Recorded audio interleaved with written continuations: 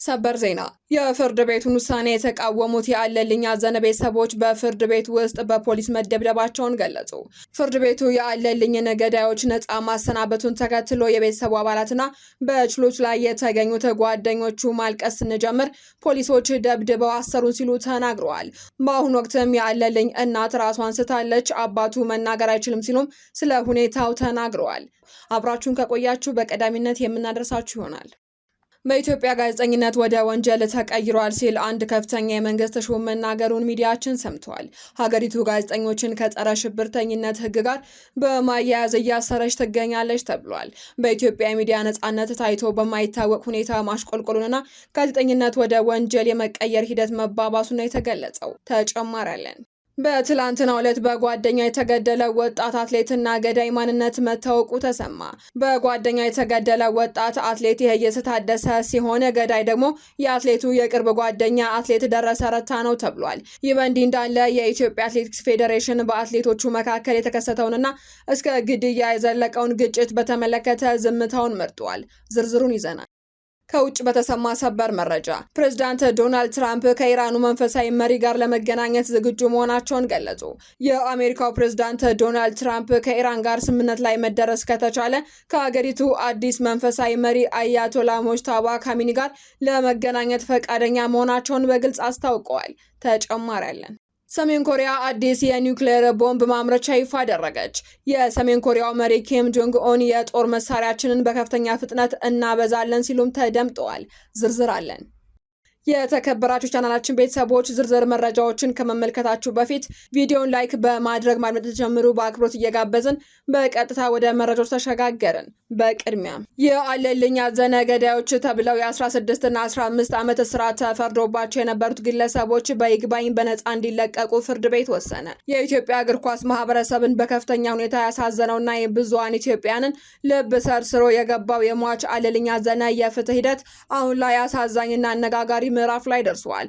ባለፈው ጊዜ በግድያ ወንጀል ጥፋተኛ ተብለው በቅደም ተከተል 16 እና 15 ዓመት ጽኑ እስራት ተፈርዶባቸው የነበሩት የአለልኝ አዘነ ባለቤት ወይዘሮ አይዳ ጌታቸውና ሉንጎ ሉቃስ በይግባኝ ሰሚ ችሎት በነፃ እንዲሰናበቱ መወሰኑን የሟች ቤተሰቦች አረጋግጠዋል። የውሳኔን ቤተሰቡ ከዚህ ቀደም ከነበሩበት ሀዘን ባሻገር ለከፍተኛ የስነ ልቦና ቀውስና ብስጭት ዳርጓቸዋል ተብሏል።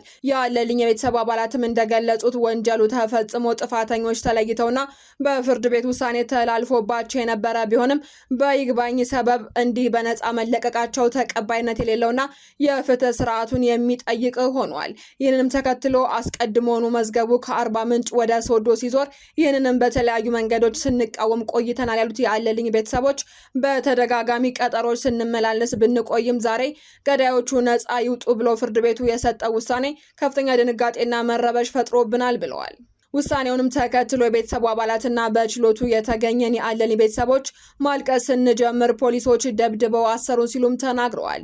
የደቡብ ኢትዮጵያ ክልል ጠቅላይ ፍርድ ቤት አርባ ምንጭ ምድብ ችሎት እያለ ግልጽ ባልሆነ ሁኔታ ወደ ወላይታ ሶዶ ምድብ ችሎት እንዲዞር መደረጉ አስቀድሞውኑ በሂደቱ ላይ ጥርጣሬ እንዲኖረን አድርጎ ነበር ሲሉም ገልጸዋል። ውሳኔውንም ተከትሎ ሁላችንም ማልቀስ መጮ ስንጀምር ፖሊስ አዛውንት የሟች አለልኝ እናት ሳይቀር በመሳሪያ ሰደፍ ሲደበድብ ነበር ያሉት የቤተሰቡ አባላት እናቱ በተለይ ራሷን ስታለች፣ አባቱ መናገር አይችልም ሲሉም ስለ ሁኔታው ተናግረዋል።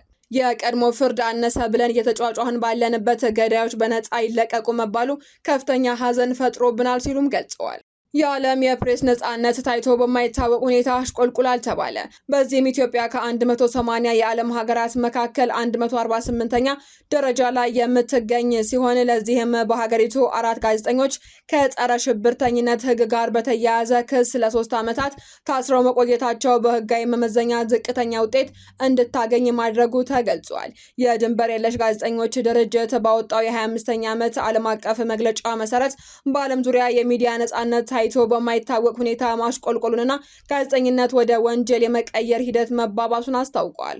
በአሁኑ ወቅት አምባገነን መንግስታት የሚዲያ ነጻነትን ለማፈን የብሔራዊ ደህንነት ህግጋትን እንደ መሳሪያ የተጠቀሙበት እንደሚገኙ ድርጅቱ የገለጸ ሲሆን ኖርዌይ ለ10ኛ ተከታታይ ዓመታት አንደኛ ደረጃን በመያዝ የዓለም የፕሬስ ነጻነትን በማስፈን ግንባር ቀደምትነቷን አስመስክራለች። በአንጻሩ አሜሪካ በሚዲያ ላይ በሚሰነዘሩ የፖለቲካ ጥቃቶች ምክንያት በ7 ደረጃዎች በማሽቆልቆል 64ኛ ደረጃ ላይ ተቀምጣለች። ከአፍሪካ ቀንድ ሀገራት መካከል የእርስ በርስ ጦርነት ውስጥ የምትገኘው ሱዳን 161ኛ ደረጃን ስትይዝ ኤርትራ ደግሞ 180ኛ በመሆን ከዓለም የመጨረሻውን ደረጃ ይዛለች ተብሏል። በጓደኛ የተገደለ ወጣት የአትሌት ይሄይስ ታደለ ስርዓተ ቀብር ተፈጸመ። ትላንት በሰንዳፋ በኬ የተገደለው አትሌት ስርዓተ ቀብር ተፈጽሟል። በሰንዳፋ በኬ ከተማ ሁለት አትሌቶች አንዱን መግደሉን ትላንት መዘገባችን ይታወሳል። የሞተው አትሌት ይሄይስ ታደሰ ሲሆን የአትሌት ወርቅነሽ አለሙ ባለቤት መሆኑንም ምንጮቻችን አረጋግጠዋል። ሌላኛው በግድያ የተጠረጠረው አትሌት ደረሰ ረታ ሲሆን የሌላኛው አትሌት መሰረት ጎላ ባለቤት እንደሆነና ሟችና ገዳይ ጎረቤት ና ጓደኞችም እንደነበሩ ተገልጿል። አራቱም እጅግ ጠንካራ አትሌቶች እንደሆኑም ባልደረቦቻቸው አረጋግጠዋል። የግድያው ምክንያትም በፖሊስ የተጣራ መሆኑን ሚዲያችን ሰምቷል።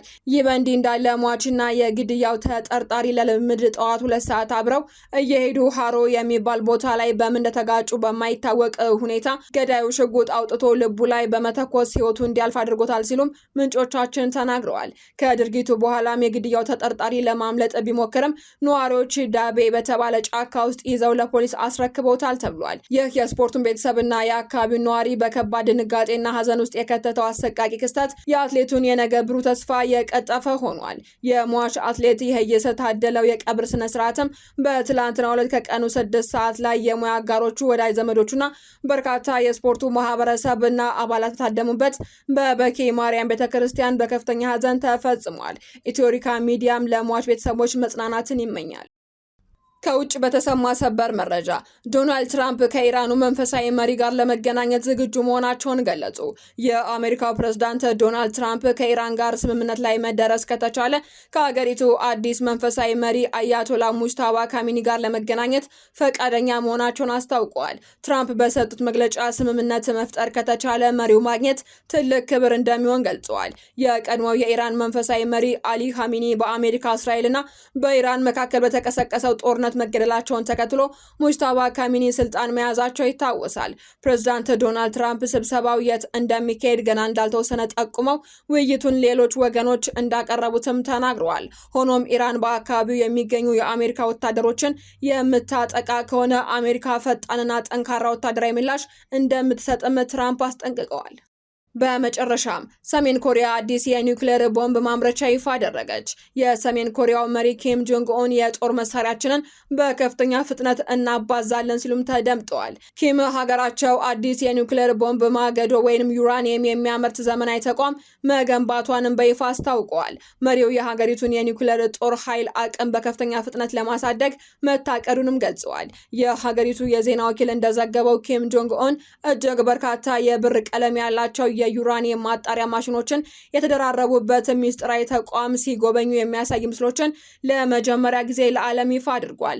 መሪው ኪም ጆንግ ኡን ይህንን እርምጃ የወሰዱትም እንደ አሜሪካና ደቡብ ኮሪያ ካሉ ጠላቶቻቸው የሚሰነዘርባቸውን ወታደራዊ ጫና ለመመከት እንደሆነ የተናገሩ ሲሆን ሰሜን ኮሪያ አሁን ያላት የኒውክሌር ማገዶ የማምረት አቅም ከ5 ዓመት በፊት ከነበረው በእጥፍ መናሩን ገልጻለች። ሆኖም ግን የውጭ ሀገር የስለላ ተቋማት ይህንን መረጃ በገለልተኛ ወገን ማረጋገጥ አልቻሉም። በተጨማሪም ተቋሙ በትክክል የት ቦታ እንደሚገኝና መቼ ስራ እንደጀመረም የተገለጸ ነገር የለም። የታይቶ የማይታወቅ እርምጃ ሰሜን ኮሪያ የኒውክሌር ጦር መሳሪያ ባለቤትነቷን ለዓለም ለማሳየትና ከእንግዲህ የኒውክሌር ጦር መሳሪያዋን እንደማትጥል ጠንካራ መልእክት ለማስተላለፍ ያደረገችው ሙከራ እንደሆነም ወታደራዊ ተንታኞች ተናግረዋል። ዜናዎቻችን አበቃን። በሰላም ቆዩ።